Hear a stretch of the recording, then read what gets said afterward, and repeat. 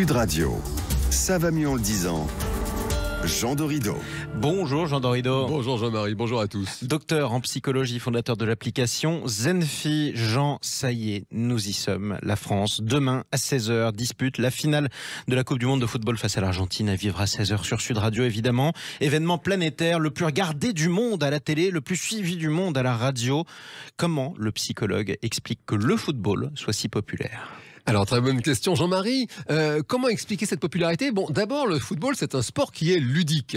Taper dans une balle, tenter de marquer des buts à l'adversaire, c'est quand même quelque chose de très amusant. Et nous sommes des mammifères joueurs, à l'instar de nos cousins, les grands singes. Ça a été observé par des savants. Les singes jouent entre eux, ils passent beaucoup de temps d'ailleurs à jouer. Et même d'autres mammifères jouent. Et les rats sont même capables de rire, manifestement. Donc ça, c'est un premier point. Et puis, il est à noter que par contraste, ce côté ludique du football, eh bien c'est vrai, renvoie dans leur but, si j'ose dire, des sports beaucoup plus austères. Prenez la course à pied, la natation. Quand on aime ça, c'est sensationnel. Toutefois, il faut quand même s'y mettre. Ça demande une certaine technicité. La natation, il faut savoir nager, il faut une piscine, un plan d'eau. Alors que c'est le deuxième point, le football, en plus d'être amusant et ludique, c'est un sport qui est simple. N'importe quel gamin du monde peut fabriquer une espèce de balle. Et puis voilà, ça joue au ballon, et ça c'est absolument, je crois que tous les enfants du monde ont fait ça. Et puis il y a un troisième point, Jean-Marie, qui vraiment est absolument essentiel, majeur, et qui peut expliquer à lui tout seul le succès inouï du football. Oui, alors ça on va voir ça. Je vais vous faire jouer contre Kylian Mbappé, vous verrez si c'est simple. Faut arriver à courir, faut le rattraper déjà. Revenons au troisième point, c'est quoi la caractéristique du football ? Eh bien ce troisième point, c'est que c'est le sport à l'issue la plus incertaine du monde. Et ça c'est vraiment ce qui fait rêver la terre entière, c'est que même si vous avez de gros écarts de niveau entre deux équipes, il est très très difficile de prédire le résultat, ce qui est assez unique. Vous prenez d'autres sports de balle, comme le handball, le volleyball, il y a moins de surprises. Ou le rugby, voilà, ou le basket. Vous avez au basket parfois des scores de 152 à 79. On a vu des 7-0 en foot.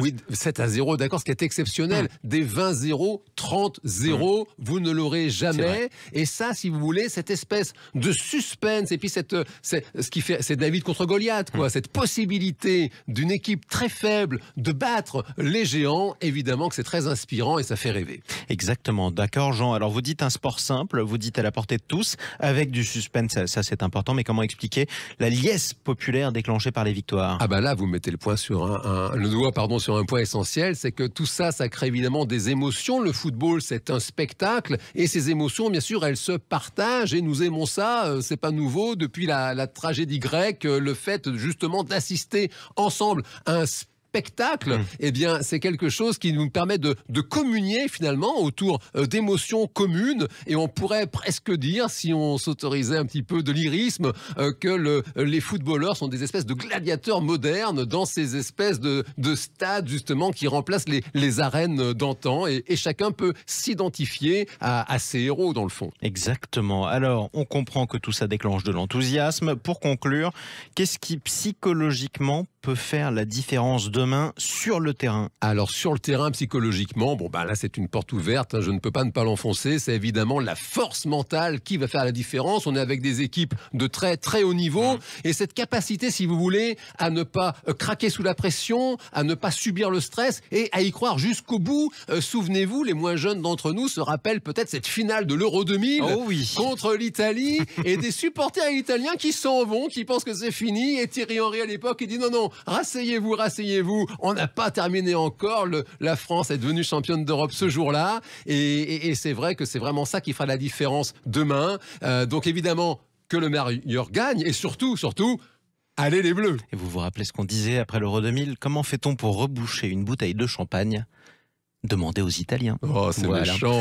Merci beaucoup Jean Dorido. Je rappelle qu'on peut vous lire aussi avec ce livre « Le bonheur est une science exacte », c'est publié chez Larousse. Allez les Bleus. Allez les Bleus, Jean-Marie.